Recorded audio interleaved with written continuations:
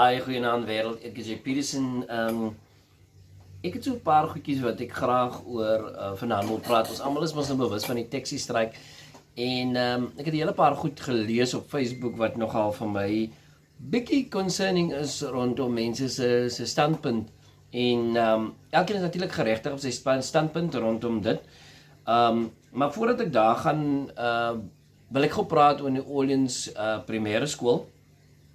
Sedert Dinsdag aan, dink ek, het ek tientalle oproepe, inboxes, WhatsApps gekry rondom 'n kwessie van die skool wat blykbaar in 'n verskriklike haglike toestand is en besig is om uitmekaar uit te val.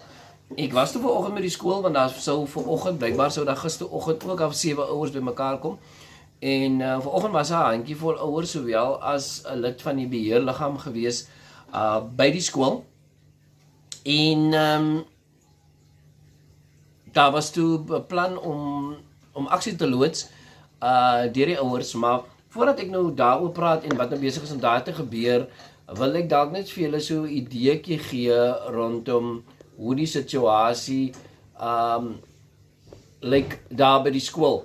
So ek gee nou net vir julle sulke random foto's sodat julle nou kan sien waarvan ons praat en net 'n idee kry van wat presies daar aan die gang is.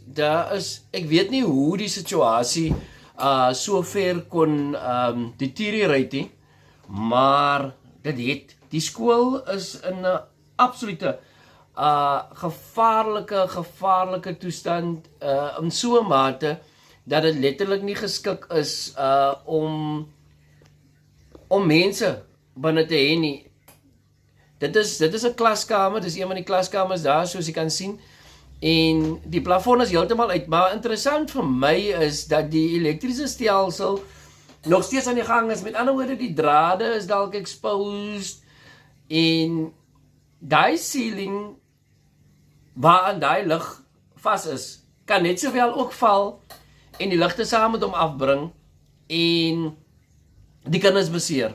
En dit is die omstandighede waarin hierdie kinders dan na skool gaan. Maar wat vir my nog meer gegrief het, is ek het met van die ouers gepraat vanoggend by die skool, en dan is daar nog steeds ouers wat nie eens bewus is van die situasie nie, ten spyte van die feit dat daar wel al 'n ouervergadering hierdie week gehou was rondom hierdie spesifieke kwessie.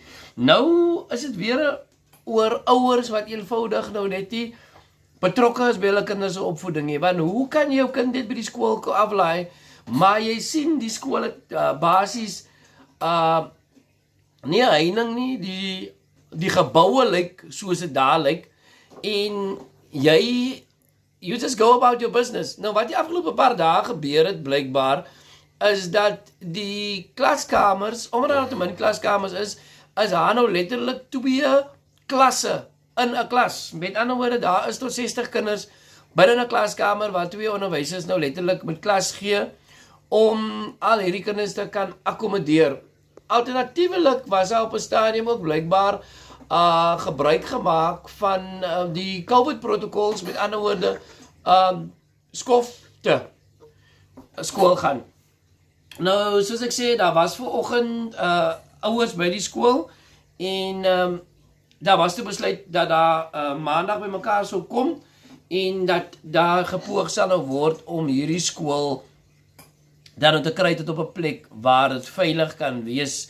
Ek het op sosiale media gelees, Mario Matthews het geskryf dat sy voorstel is dat daar ten minste 8 containers op die skool geplaas word en dat daar dan sodoende geleentheid gegee word vir die skool om herbou te word. Die ouers verwag op die stadium dat die skool as 'n totale baksteenskool herbou word. Ek kan onthou, ons het dieselfde scenario gehad met Klein sekondêr, wat dan Charleston Hill sekondêr is, wat ook in so 'n toestand was, en dat die tersiêre instansie wat nou Klein sekondêr was, want dit was bedoel om 'n tersiêre instansie te wees, is toegevul deur die skool, en hulle het letterlik net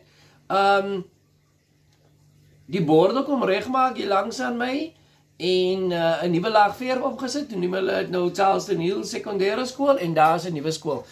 So, die realiteit van die situasie is dat ons het elke skool nodig. Nou sê meneer Matthews in sy relaas op Facebook, dat hy stel nie voor dat die kinders met busse na ander skole gestuur word en dan sodoende die nodige tyd gegee word vir New Orleans primêr om dan nou herstel te word nie, want hy weet ook dat die proses dan nie begin nie, want dan is die situasie ontlont en die kinders is natuurlik in ander skole. So, dit is 'n realiteit en dit is absoluut 'n bekommernis en ons weet dat die WKOD maak soms hulle eie reëls wat afwyk van die nasionale riglyne af en dit is dalk so dat die skool dan nog nooit reg sou kom nie, maar daar's goeie nuus in dit. Intussen tyd het die skoolbestuurspan, ek neem aan in samehang met die beheerliggaam, 'n skrywe gerig aan die Wes-Kaapse Onderwysdepartement en dit is 'n skrywe wat 'n ouer vanmiddag vir my gestuur het, waar in die Orleans primêre skool sê, neem asseblief kennis dat die Wes-Kaapse Onderwysdepartement die skool in die Orleans primêr onveilig verklaar het en die skool vanaf maandag 7 Augustus 2023 tot woensdag 9 Augustus 2023 gesluit sal wees. So hier is nou tydelike intervensie, die skool gaan nou basies vir 2 dae gesluit wees, hulle gaan in die 2 dae die skool hê. Hulle gaan in die 2 dae nou seker ter plaatse inspeksie reël om dan te besluit dat die skool regtig onveilig is. So, ek dink wat die ouers en die ouer gemeenskap, die skoolbeheerliggaam en ek dink as ek die hart van die onderwysers kan oordra ook en die skoolbestuurspan, is dat almal wil net graag 'n oplossing hê wat tot voordeel van die kinders gaan wees. So gemeenskap, ek dink is dit dat ons hande vat met die skool en dat ons probeer om saam 'n oplossing te vind wat ons kinders kan help om hierdie situasie so spoedig moontlik 'n oplossing voor te kry en sodoende die gemeenskap van New Orleans en Chicago, wie se kinders daar skool gaan, sowel as Charleston Hill, om dan hierdie kinders so spoedig moontlik weer terug te kry in die klaskamer en toe te laat om normaal te fungeer en skool te gaan. Nou is ons op die ander kwessie wat dan ook vir ons almal raak en wat dan ook sommige mense so warm onder die kraag het. And this is of course the Cape Town taxi strike. And the thing about this strike is that it actually involves you and me as well. Want of ek nou in die Paarl bly en of ek in die Wellington bly of in Worcester bly, een of ander tyd gaan ek my voete in Kaapstad sit. En dan gaan die bylaws van City of Cape Town vir my raak. En dit is wat baie mense nie verstaan nie. Baie mense dink dis 'n taxi ding. Maar dit is eintlik 'n JP Smith ding wat 'n kwessie is van magsvertoon. Wat gebeur het hierso is dat stad Kaapstad het gegaan 'n nasionale stel regulasies gevat, gesê luister, dis nie goed genoeg nie, want ons kan nie ons stempel daarop plaas nie. Hulle het gegaan, hulle het gesê, meneer Petersen, jy kom met jou voertuig in Kaapstad in. Jou nommerplaat is vas met 2 skroefies. Jy het al die pad so gery, jy het die kar so gekoop, normaalweg in terme van die beleide, as jou voertuig 'n registrasienommer het wat aan 'n spesifieke munisipaliteit behoort en die voertuig word herregistreer, dan behou jy daai nommerplaat, jy gaan aan. So met ander woorde, ek koop 'n kar, sy nommerplaat is vas met 2 geel skroefies, met 'n weggooibare nommerplaat holder, soos wat hy het by Midas gekoop het.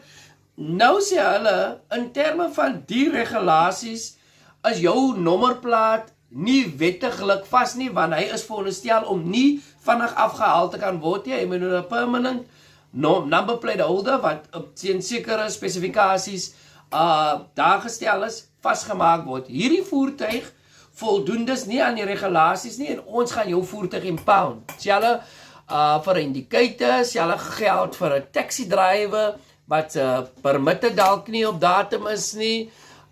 Dit het nou niks met die voertuig te doen nie, dit gaan nou net hier oor die driver dalk, wat se voertuig, wat se persoonlike dokumentasie nie op datum is nie. Nou kan hierdie verkeersbeampte, die leap officer, die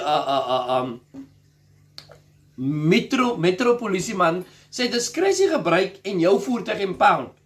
Nou imagine nou vir jou as 'n ou wat werk toe ry met sy kar. Jou voertuig wat afgevat. Daai selfe voertuig wat jy nou die defekte mee moet gaan regmaak met die salaris wat jy verdien, maar jou bene word afgekap. Nou in die taxi-industrie is dit meer so. Dalk vir diegene wat nie weet nie, 'n persoon wat 'n taxi koop by byvoorbeeld sy taxi finance, betaal vir 'n voertuig gemiddeld tussen 15 en tot soveel as R18,000 per maand. Op ons plaaslike roetes maak 'n goeie taxi gemiddeld tussen 12 en 15,000 rand per maand, kan soveel as 18,000 rand. So enige persoon, ek praat nou van Paarl Oos area, enige persoon wat dus een taxi het 'n tweede taxi nodig om dan kos op die tafel te sit, want hy maak net genoeg om sy taxi te betaal. So met ander woorde, daai persoon kan nie bekostig dat sy voertuig impound word nie, want dan moet hy aan die banke voertuig betaal wat hy nie het nie, en wat ook nie meer 'n inkomste genereer nie. So die ou sal dan tipies 'n Ignati of nog 'n Quantum het wat klaar betaal is, en sy tweede Quantum sal hy dan nou op hierdie wyse betaal. Die punt wat ek wil maak is, hierdie mense wat dus hierdie kombies het, is nie net afhanklik daarvan vir 'n inkomste nie, maar dit is actually 'n livelihood. Nou kom iemand so JP Smith en hy sê dat ja, julle is lawless. En ja, taxi drivers is lawless. Die meeste van hulle is lawless. Ek is self 'n taxi eienaar. Ek sê dit as 'n disclaimer. Ek sê dit ook as 'n rede vir my knowledge base. En ons weet dat dinge gebeur. Maar jy kan nie gaan en 'n statement release en sê dat, en dit is in sy oorspronklike statement het hy dit ook gesê, toe daar met die vorige taxi geweld was, sê JP Smith, dat hy gaan vir elke bus wat daar gebrand met 25 taxis impound. Nou is dit nie 'n onwettige dreigement wat hy dan nou rig tot die taxi-industrie nie. Onthou, hierdie mense is met hulle rug teen die muur. Jy sê vir ons klaar, as jy met 'n gladde tyre ry, dan gaan, want ek kan nou net sowel my spaarwiel opgesit het, papwiel gekry, spaarwiel opsit. Spaarwiel is bietjie glad om voldoen nie aan die vereistes nie. En voertuig wat afgetrek, voertuig wat onpadwaardig bevind, skit toe verwys, put toe verwys of skit toe getou of gery. En nou met al hierdie goed in die agtergrond, sê die taxi-industrie toe, ons was nog die hele tyd bereid om te gesels rondom hierdie goed. Maar ons onttrek ons van hierdie gesprekke, want hierdie is nie meer die toepassing van die wet en die beveiliging van die industrie nie, maar dit is 'n aanval op die taxi-bedryf, en dit is wat sommige mense in sosiale media genoem het grandstanding, en 'n magsvertoon. En ek wil heeltemal daarmee saamstem. So, wat die taxi-industrie beoog met hierdie stay away tot die 9de, 10de Augustus toe, is om die industrie lam te lê, sodat die belangrikheid van die taxi-industrie nie net deur die Weskaapse regering geerken word nie, maar ook deur die industrie, en dat hierdie industrie hulle self dan moet wend tot die wetgewer, tot die Weskaapse regering, tot JP Smith wat die gesig is van hierdie wetgewer, om te sê, julle is besig om te speel, nie net met die taxi-bedryf nie, maar met die hele Weskaapse ekonomie. So mense mag dink, dit is 'n taxi ding, maar dit is eintlik 'n hele ekonomiese ding. En dalk net so 'n bietjie advies vir die ouens wat nou vandag in die Paarl taxi gery het met hulle karre. Die taxi drywers, die taxi eienaars en rolspelers in die taxi industrie neem kennis van julle en julle is besig om dit wat die formele taxi industrie probeer op die tafel sit om te sê ons staan terug en ons probeer 'n punt bewys. Julle probeer dit nou nullify. Ons besef daar moet mense wees wat vervoer verskaf. Maar ongelukkig is dit juis die punt, soos wat ek verstaan het gesprekke met die taxi industrie, dat die punt is juis om te sê wanneer die taxis nie daar is nie, is daar nie alternatiewe nie. So daar was 'n waarskuwing vanaf sekere taxi drywers af dat hulle aggressief gaan optree teenoor hierdie persone wat dan nou probeer om hierdie gaping te vul. So my advies daarso is kyk maar na jou veiligheid en bly maar weg uit ander mense se besigheid uit, sal ek voorstel, want dit klink nogal na ernstige dreigemente wat op pad is. Die afgelope 2 dae was daar baie voertuie en infrastruktuur beskadig. Vandag was beter as gister, maar daar was ook vandag in Bikweni broodlorry uitgebrand en geloot, en dan was in Kanda se voertuig volgens 'n video wat op sosiale media trend, dan ook by die verkeersdepartement hier in die Paarl en Daljosafat gehijack en in die rigting van Bikweni gery. So, die staking in die taxi industrie is nie net vir die taxi industrie nie, maar dit is om te sê stad Kaapstad, your bylaws is illegal and it is grandstanding and you need to revisit the national laws. So we don't have a problem with national legislation, the taxi industry and Santaco is saying, and we don't have a problem with being impounded on the right legal grounds. But the way you are doing this now, Cape Town, where a vehicle that has a drop suspension that is legally bought, or a vehicle that has LED lights can now be impounded, it doesn't make sense.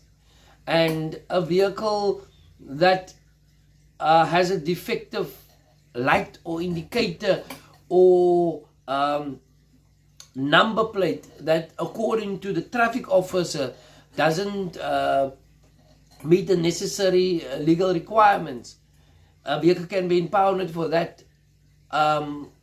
The taxi industry says, and I think all of the people in the know, the public who is in the know, says this is a money-making scheme, because if you take into account that it costs 3,500 rand when your vehicle is impounded the first time, and then that increases and escalates every time your vehicle is impounded, then it is obvious that this is a money-making scheme and that the city of Cape Town is now flexing their muscles to show that we are able to do this and we will do this and we're doing it.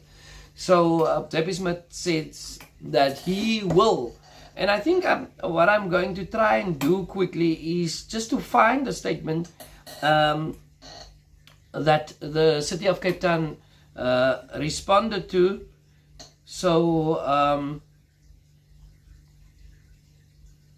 that you can actually hear how the city responded to this specific events that has been going on since yesterday. I actually see that I have something here for Minister Vicky Chele on the issue as well, but I just want to quickly find the official response of the city of Cape Town with regards to the specific issue, if I can find it here for you. Okay, here it is, found it. Statement by Alderman JP Smart and this was yesterday. City response to strike and violence. The city's enforcement agencies are working closely with SAPS to respond to violence that erupted this afternoon related to Santaco strike. Barely had the strike been called when numerous incidents of criminality were reported. In the last 2 hours, that is yesterday, we have responded to a blockade on the N2 by taxi drivers, numerous vehicles being set alight, and sporadic incidents of stone throwing. This includes petrol bomb attacks on 4 buses and 3 trucks and 3 panel vans or buckets, as well as an ambulance. We also saw a Coca-Cola truck looted and an attack on the school. These actions speak of thuggery and criminality and contempt for the safety of all commuters and road users, and these shameful and cowardly acts must be placed before the leadership of Santaco and the taxi associations involved. And that is right. That is right. That the violence is not part of the plan. However, we are availing as many resources as possible to provide escorts to other public transport operators, including Golden Arrow and My City bus services, to mitigate the risk of attacks and doing everything possible to ensure that the commuters get home safely. We are using all tools and resources, including the monitoring of all highways, freeways, and arterial routes through the freeway management system and CCTV camera networks. We are gathering information and intel through the Directorate's information management system and are deploying drone teams to assist with situational awareness and gathering evidence of perpetrators. Investigative resources are being deployed to areas of conflict to assist SAPS with evidence gathering and tracking of instigators and arsonists, which is good. Unmarked enforcement vehicles have been deployed into rush hour congestion to monitor the situation and ensure the safety of motorists traveling home. As we have done with previous sites, we will be facilitating staging areas where public transport vehicles can be reached by commuters, and will be escorting public transport vehicles in hotspot areas. We will be deploying resources from early tomorrow, that was this morning, in all identified hotspots and all critical infrastructure. Currently, our traffic services has closed a number of roadways and diverting traffic onto alternative routes where applicable. These efforts are being coordinated from our Joint Operations Center, which have been activated in Goodwood. The taxi associations partaking in this stay away have a right and a choice to do so, but public violence and intimidation cannot be tolerated. Over the last 6 months, myself, that JP Smith, and the city and provincial transport MEC and MMC had 4 meetings with taxi industry as part of a taxi task team to attempt to avert strike action and the possible violence that often accompanies such strikes. I've heard on good authority that the taxi industry decided not to be part of this anymore because the city of Cape Town was not very forthcoming in terms of how they are handling things, and it seems like they just want their way. During these meetings, there were 2 issues that the taxi operators raised: the desire for additional operating permits on various routes, which the city and provincial government worked with them on in good faith, and unhappiness with the enforcement of the actions of the city. And this is the issue. In relation to the latter, I can only say that there are thousands of complaints to the city about the unlawful and reckless conduct of public transport operators. These are complaints about extortion by the industry and other public transport operators, and threats, intimidation, and violence almost continuously. Now, how do you deal with those issues? Extortion, threats, intimidation, violence. How do you deal with that?